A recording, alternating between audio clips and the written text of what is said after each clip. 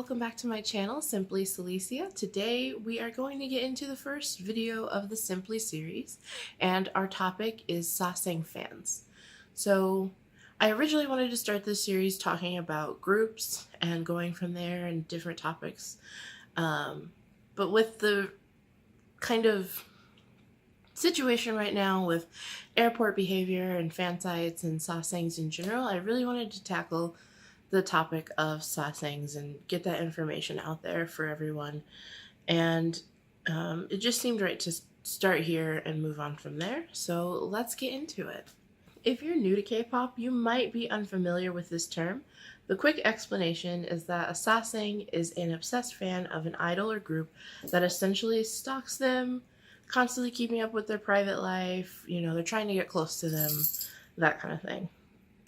Since we don't recognize, these type of people as fans, I want to be clear that they aren't antis. So there's a difference between an anti and a sasaeng fan. So an anti is someone who will go to great lengths to either, tear down or destroy an artist's image, where the sasaeng, they have far surpassed that level of general fan admiration into obsession, and they want to be remembered, they want to be noticed by whichever idol they are stalking, and they essentially do not care. They just want to be remembered, and they don't care if it is a positive or a negative memory. They are kind of, essentially crossing that line into delusion in a lot of cases. Both anti and sasaeng individuals can become dangerous. This is a real concern and something that we do need to keep in mind. So because they can become dangerous, especially with, upwards of hundreds of sasaengs at any given time kind of following groups and artists individually, it is, unfortunate, and a lot of things have happened in the past, and a lot of idols have dealt with things even up till now that they shouldn't have to. Sasaeng fans have done some awful things, and they foster kind of like this environment where anything can happen in order to be remembered. So there's been a lot of accounts of sasaeng fans sending idols messages written in blood. They've broken and kind of entered dorms. They've broken into dorms. They have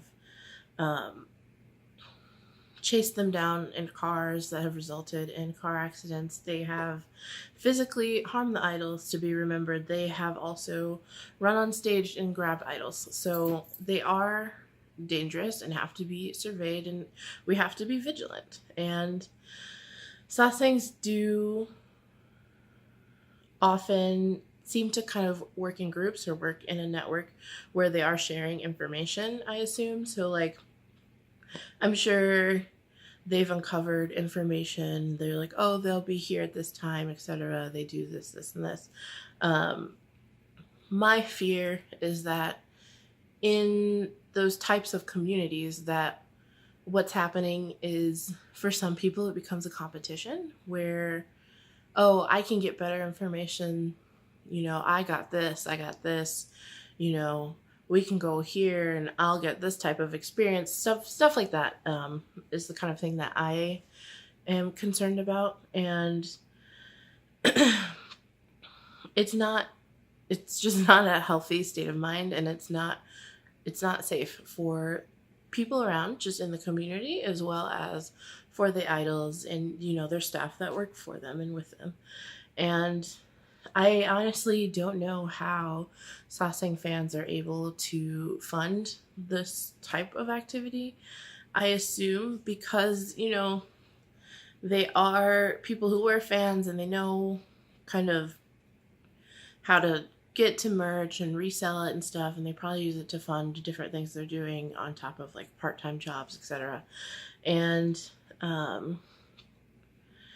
just imagine they resell a lot of merch and able to turn around ticket prices, etc.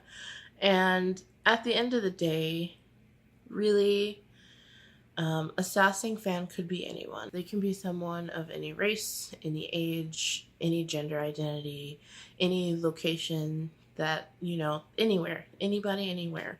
And it's up to everybody, especially if you want to have a safe interaction with, you know, the artists that you've been waiting to see, or idols you've been waiting to see. You need to be vigilant. You need to be aware of your surroundings, just like, you know, any other day, and, you know where you are, know what's going on, and know how to report this type of activity to companies and authorities, because, you know, that is ultimately what makes the difference between, you know, somebody creating whatever experience they've imagined in their head and not being able to do so. So tell the people around you if you see, you know, suspicious activity, etc. And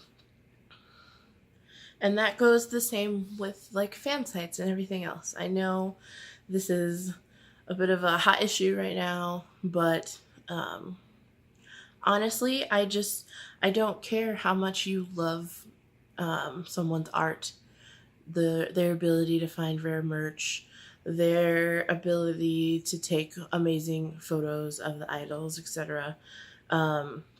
If they have crossed a line, or if they are using, you know, or if they are like obtaining information in this way to get that kind of outcome with their art or photography, etc., then, you know, they do need to be reported. And it's important that we stay on top of things like this and, you know, set clear lines of, you know, we don't want airport photos, or we don't want this, we don't want that, just for the safety of everyone involved.